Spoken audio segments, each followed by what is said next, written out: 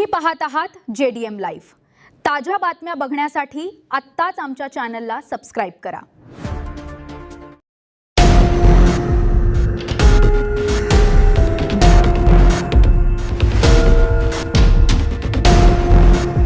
नगरसेवक रमेश म्हात्रे यांना मुंबई उच्च न्यायालयाने मोठा दणका दिलाय।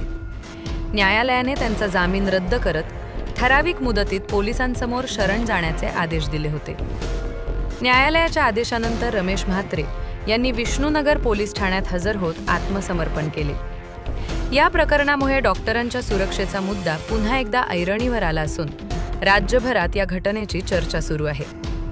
दरम्यान या प्रकरणी पुढील तपास सुरू असून न्यायालयीन प्रक्रियेनुसार पुढील कारवाई केली जाणार आहे। डॉक्टरांवरील हल्ल्याच्या घटनांबाबत कठोर कारवाई व्हावी अशी मागणीही विविध स्तरातून केली जात आहे।